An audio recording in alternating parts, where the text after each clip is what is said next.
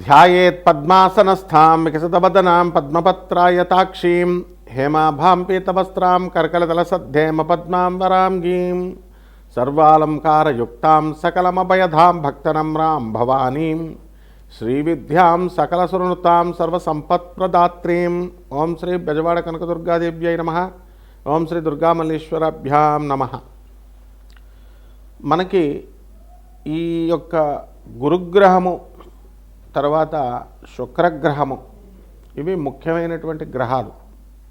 గురుస్థానంలో మనకి ఉండాలన్నా లేకపోతే ప్రతి మనిషి కూడా పరువుగా జీవితంలో బ్రతకాలన్నా పేరు ప్రతిష్టలతో పాటు భూలోకంలో ఉన్నటువంటి సకల సంపదలు అనుభవించాలన్నా కార్లు మేడలు ఇలాగా విల్లాలు కొనాలి, ఉద్యోగాలు మంచిగా రావాలి ఇలా అనుకుంటారు కదా. ఈ రెండు గ్రహాల్లో కంపల్సరీ వీటి యొక్క అనుగ్రహం మనకు ఉండాల్సిందే.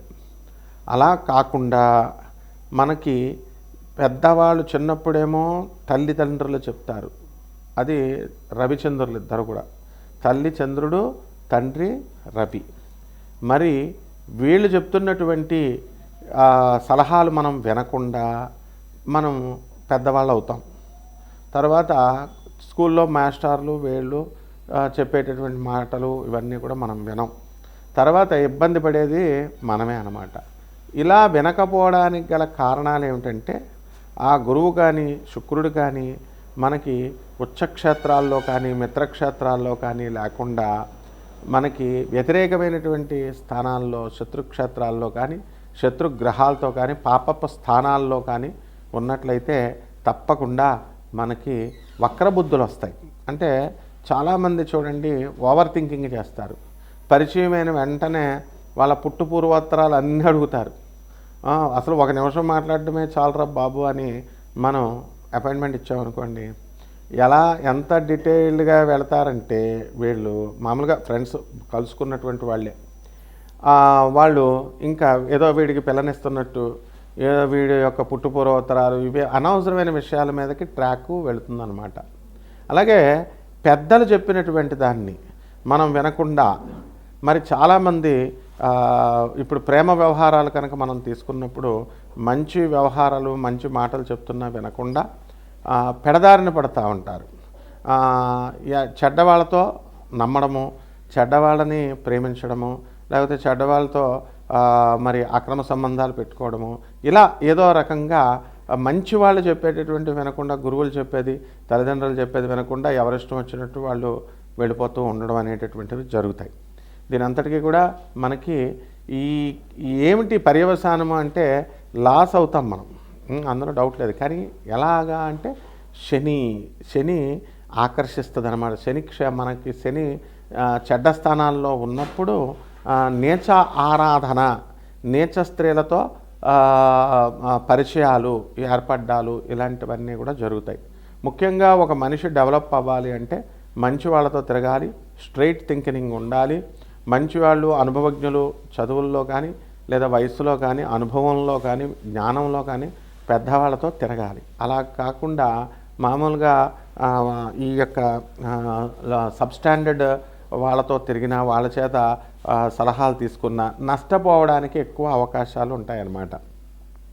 అలాగే ఈ శని నీచక్షేత్రాల్లో ఉన్నప్పుడు నీచ శక్తుల్ని, అంటే మనిషి కంటే కూడా హయ్యర్ ఎనర్జీస్ అంటే దేవతలు, యక్షులు, కిన్నరులు, కింపురుషులు ఇలా మనకి మంచి చేసేటటువంటి వాళ్ళు. ఇంకా క్రిందకి వెళ్ళేటటువంటి నీచ శక్తులు ఏంటంటే క్షుద్రశక్తోపాసన, కర్ణపిశాచి విద్యలు ఇలాంటివన్నిటికి కూడా ఆకర్షితులవుతారు. మనం కర్ణాటకలో ఆ మధ్యకాలంలో చూసాం, ఒక వ్యక్తి ఫోన్ నెంబర్లతో సహా అన్నీ చెప్తున్నాడని. అది కర్ణపిశాచి స్వాధీనమైనప్పుడు అవన్నీ మామూలుగా చెప్తాయి. అవి పెద్ద విద్య కాదు, అది మీరు కూడా చేసుకోవచ్చు, ఎవరికి కావాల్సి వాళ్ళు చేసుకోవచ్చు. అయితే అలాగే పశ్చిమ గోదావరి జిల్లాలో మనకి దువ్వ దగ్గర రెడ్డిచెర్ల సిద్ధాంతి గారిని పెద్ద పేరు అనమాట. ఆయన కూడా ఏది అడిగితే అది మీ జేబులో ఉన్న డబ్బులతో సహా ఎంత ఉన్నాయో అంత చెప్పేవారు. అలా ఇవన్నీ వినడాలు కానీ ప్రాక్టికల్గా వెళ్ళినటువంటి వాళ్ళకి అనుభవాలు. కాబట్టి ఇప్పుడు టాపిక్ ఏమిటంటే ఈ చెడ్డ వాళ్ళతో మాట్లాడడము, చెడ్డ తల్లిదండ్రుల మాట వినకపోయినా, గురువుల మాట వినకపోయినా ఏమవుతుందంటే కర్ణపిశాచి లాంటి శక్తులు కొన్ని ఉంటాయి. అదే నెగిటివ్ ఎనర్జీస్ అంటాము. అవి మనల్ని మనం పిలవకుండానే అవి మన దగ్గరికి వచ్చేస్తాయి అన్నమాట. అంటే దానికి పెద్ద ఉపాసన చేయాల్సినటువంటి అవసరం లేదు. జస్ట్ ఒక 4 సార్లు 5 సార్లు ఆ పేరుని మనం ఉచ్చరించినంత మాత్రాన్నే చెడుని చాలా తొందరగా వచ్చేస్తుంది మనకి. మంచి రావాలంటే కొన్ని సంవత్సరాలు పేరు తెచ్చుకోవాలి. అలాగే తెచ్చుకున్నటువంటి పేరు ఒక్క క్షణంలో పోవాలి అనుకుంటే ఒక్క చెడ్డ పని, చెడ్డ ఆలోచన చాలు. అలా ఈ యొక్క దరిద్ర దేవత అనండి, లేకపోతే ఈ నెగిటివ్ ఎనర్జీ అనండి, ఇవన్నీ కూడా మనకి వెంటనే ఆకర్షమైపోతాయి అన్నమాట. అయిపోయి మనం ఎదుగుదలకు అడ్డొస్తాయి. వక్ర మార్గాల్లో మనం అక్రమార్జితమైనటువంటి ధన సంపాదన వీటి మీద దృష్టి పెడతాం. అలాగే ఈ కర్ణపిశాచి విద్యలో ఉన్నటువంటి గొప్పతనం ఏమిటంటే మనకి ఏదడిగితే అది చెప్పుద్ది, కానీ అనవసరంగా 24 అవర్స్ చాటర్ బాక్స్ లాగా వాగుతూనే ఉంటుంది. మీరు వినే ఓపిక కావాలి అని పెద్దలు అంటూ ఉంటారు. అంటే ఏంటంటే చెడ్డవాళ్ళు ఎప్పుడు కూడా నువ్వు వినేదాకా కూడా వాళ్ళు వాటి ట్రాప్లోకి మీరు వెళ్ళేదాకా ఏదో ఒకటి చెప్తానే ఉంటారు. అందువల్ల మంచి జ్యోతిష్కులు చూడండి, మా గురువుగారు మధురకృష్ణ శాస్త్రి గారు ఎక్కువ మాట్లాడేవారు కాదు. ఎవరిదైనా చార్ట్ చూస్తే ఒక క్షణం చూసి బాగుంది, అదే బాలేదంతే, 2 ముక్కలు చెప్తారు. అలా కాకుండా ఇది అదిని చెప్పేటటువంటి వాళ్ళంతా కూడా చాలామందిని మనం చూస్తున్నాం. డైరెక్ట్ వాళ్ళు సబ్జెక్టు, ప్రిన్సిపల్, డిసిప్లిన్. జ్యోతిషం అంటే ఏంటంటే డిసిప్లిన్ అనమాట. కాబట్టి మన ఫ్యూచర్ అనేటటువంటిది డిసిప్లిన్ ఉంటేనే మనకి అబ్బుతుంది. ఇప్పుడు ఈ యొక్క శుక్రగ్రహం ఉంటే మనకి భార్య కావాలా, పిల్లలు కావాలా, తర్వాత ఈ యొక్క సంపాదన కావాలా, వాళ్ళని పెంచాలా, కార్లు కొనాలా, బిల్డింగ్లు కట్టాలా, ఏదో భౌతికమైనటువంటి ఇది ఒక డిసిప్లిన్డ్గా మనకి ఆ సంపద కావాలి అని ప్రేరేపిస్తుంది. అలా కాకుండా మనకి శుక్రుడు కనుక శత్రుక్షేత్రాల్లో ఉన్న శత్రుగ్రహాలతో కలిసిన కాముకుడు అయిపోతాడనమాట. అంటే ఓవర్గా సింహరాశి, ఈ సింహరాశి వారికి అందరికీ కూడా మనకి రాహు ఉన్న పొజిషన్ బట్టి వితండవాదాలు మనం చేయడము ఇతరులతో, అలాగే ఉద్యోగాల్లో కొంచెం ఉద్రిక్తమైనటువంటి పరిస్థితులు ఎదురవడము, ఇలాంటివి ఆశ్చర్యకరంగా మనకు కనబడడం జరుగుతుంది. అయితే ఈ యొక్క సింహరాశి వారికి అందరికీ కూడా మిలిటరీ ఉద్యోగాల కోసము, పోలీసు ఉద్యోగాల కోసం అప్లై చేసుకున్నటువంటి వాళ్ళకి ఉద్యోగాలు రావడం జరుగుతాయి. అలాగే మనకి ఫారెన్లో కూడా డిఫెన్స్లో చేస్తున్నటువంటి వాళ్ళకు కూడా కొంతమందికి ఉద్యోగ భంగాలైనటువంటి వాళ్ళు ఉన్నారు. అటువంటి వాళ్ళకి ఇప్పుడు ఉద్యోగాలు రావడం జరుగుతాయి. ఇక సాఫ్ట్వేర్ ఇంజనీర్లు, అలాగే ఎంఎన్సీస్లో పనిచేస్తూ ఇక్కడ ఇండియాలో కూడా ఉద్యోగాలు కోల్పోయినటువంటి వాళ్ళందరికీ కూడా ఉద్యోగాలు తిరిగి రావడానికి అధికమైనటువంటి అవకాశాలు కనబడుతున్నాయి అన్నమాట. అలాగే ఈ రాశి వారికి అందరికీ కూడా మనకి ఈ సింహరాశి వారి పిల్లల కోసము ఎక్కువగా ఆలోచించడము, వాళ్ళ గురించి వాళ్ళని కాలేజీలకు దింపడము, స్కూళ్ళకు దింపడము, ఈ పనుల్లో వీళ్ళంతా కూడా నిమగ్నమై ఉండి చాలా బిజీగా జీవితం అంతా కూడా చాలా టైట్గా అవడము, హెక్టిక్గా ఉండడము, ఇవన్నీ చూసి మనకి ఈ జీవితం మీద బోర్ అనేటటువంటిది కొట్టేస్తుంది, రొటీన్గా మనం వెళుతున్నామని. అయితే దాన ధర్మాల్లో వీటిల్లో కూడా వీళ్ళు కాస్త ఎక్కువగా చేస్తుంటారు. కాబట్టి సింహరాశి వాళ్ళు కనుక ఈ యొక్క పుణ్య ప్రభావం వలన, గురు శుక్రుల యొక్క ప్రభావం వలన వీళ్ళకి ఏమవుతుందంటే కాస్త ఊరట అనేటటువంటిది ఉంటుంది. కాబట్టి కొత్త వ్యక్తులు మీకు పరిచయం అయినప్పటికీ కూడా వాళ్ళని విజ్ఞత అనేటటువంటిది గురుబలం మీకు అధికంగా ఉండడం వల్ల ఎవరు మంచి వాళ్ళు, ఎవరు చెడ్డ వాళ్ళు మీరు తెలుసుకుని దాని ప్రకారం మీరు ఫాలో అవడం అనేటటువంటిది జరుగుతుంది. చాలా ప్రశంసనీయమైనటువంటి విషయం. అయితే బంధువుల్లో మీరు ఈ యొక్క అత్తగారులు, మామగారులతో సఖ్యత అనేటటువంటిది మీరు చేసుకుంటూ ముందుకు వెళ్తారు. అలాగే కొత్త స్థలాలు, కొత్త ఇళ్ళు మీ పేరు మీద కొనుక్కోవడం జరుగుతాయి. నూతన ఆభరణాలు కొంటారు. అలాగే నూతన వస్తువుల్ని కూడా కొనడం అనేటటువంటిది మీకు జరుగుతాయన్నమాట.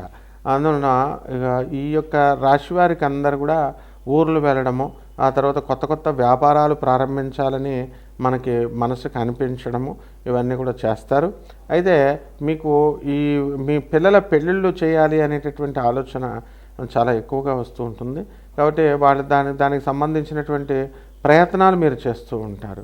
ఆ ప్రయత్నాలు ఎంతవరకు సఫలమవుతాయి, ఇప్పుడు శుక్ర మూఢం ఉందండి అనేటటువంటి డౌట్లు ఉన్నాయి మీకు ఫిబ్రవరి 1, 2026 సంవత్సరం దాకా. అందువల్ల ఏ పరిహారాలు చేసుకుంటే మంచిగా అవుతుందో చూద్దాం. పరిహారాలు, ఈ రాశి వారందరూ కూడా మనకి రావి చెట్టు చుట్టూ ప్రదక్షిణాలు చేసుకోండి. ఓం శనేశ్వరాయ నమః అంటూ ప్రతిరోజు కూడా 108 సార్లు ప్రదక్షిణలు చేయాలి. అలాగే మేడి చెట్టు దగ్గర అనఘా అమ్మవారు, అలాగే స్వామివారు గురుదేవులైనటువంటి దత్తాత్రేయ స్వాముల వారు కొలువై ఉన్నారు 64 యోగిని గణాలతో. మరి అందువలన ఆ యొక్క ఈ మేడి చెట్టుకి అత్తి చెట్టు అని అంటాం.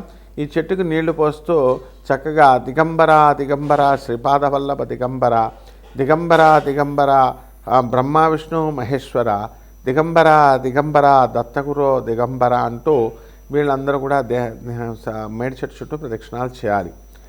అలా చేయలేనటువంటి వాళ్ళు ఇంత పెద్ద మంత్రం అనుకుంటే ఓం దత్తాత్రేయాయ నమః అంటూ చేసుకోండి. అలాగే ఈ రాశి వారికి అందరికీ కూడా మనము గురు చరిత్ర పారాయణ మీరు అధికంగా చేయాల్సినటువంటి అవసరం ఉంది. పారాయణ చేయడం వల్ల మీకు చక్కగా గురు శుక్రులిద్దరు కూడా బ్రహ్మాండంగా కనెక్ట్ అవుతారు. అలాగే శుక్ర జపం చేసుకోండి, శుక్ర స్తోత్రాలు చదవండి. శుక్రుడికి కిలోంపావు బొబ్బర్లని తెలుపు రంగు వస్త్రాలనిచ్చి పేద బ్రాహ్మణులకి శుక్రవారం నాడు ఉదయం 6 గంటలకి దానం చేసుకోండి. అలాగే దశమహావిద్యల్లో ఒకటైనటువంటి కమలాత్మిక అమ్మవారి యొక్క హోమాన్ని మీ ఇళ్లలో జరిపించుకోవడం ద్వారా మంచి ఫలితాలు మీకు రావడం జరుగుతాయి. అలాగే తామర పుష్పాలతో ఓ మహాలక్ష్మి నమః అంటూ తామర పుష్పాల పూజ చేసుకోండి. అలాగే హోమం కూడా మహాలక్ష్మి హోమం కూడా చేసుకోవచ్చు. అలాగే చక్కగా ఈ యొక్క తులసి కోటలో తులసికి కొత్తది వేసుకొని చక్కగా ఆ అమ్మవారికి పూజలు చేయడం ద్వారా తులసి అమ్మవారికి బ్రహ్మాండంగా మీ యొక్క భవిష్యత్తు అనేటటువంటిది ఉంటుంది. అలాగే ఈ రాశి వారికి మనం అప్పు ఇచ్చినటువంటి వాళ్ళు ఎవరైతే ఉన్నారో బయట వాళ్ళకి అది రావడం లేదండి అని అనుకునేటటువంటి వాళ్ళందరికీ కూడా మంగళవారం కూడా చేయాల్సినటువంటి అవసరం ఉంది. అయితే మంగళవారం నాడు డైరెక్ట్గా మీరు ఓం సుబ్రహ్మణ్యేశ్వరాయ నమః అంటూ మీరు చేసుకోవాలి. ఓం మురుగన్ అని చెప్పో లేకపోతే ఓం శరవణ భవ అనేటటువంటి మంత్రంతో. అంతేకాదు ఈ రాశి ఇవన్నీ కూడా పరిహారాలు ఎప్పుడు యోగిస్తాయంటే కేవలం పూజలు చేస్తుంటే యోగించడం పూర్తిగా. Service to humanity is real service to God అని చెప్పి స్వామి వివేకానంద చెప్పారు. కాబట్టి ఎట్టి పరిస్థితుల్లో కూడా మనము పేదవారికి, అనాథలకి, సాధువులకి, తర్వాత ఈ యొక్క వికలాంగులకి మీరు దాన ధర్మాలు చేసుకోవడం ద్వారా మీకు బ్రహ్మాండంగా ఈ యొక్క జాతకం అనేటటువంటిది ఉంటుంది. శుభమస్తు.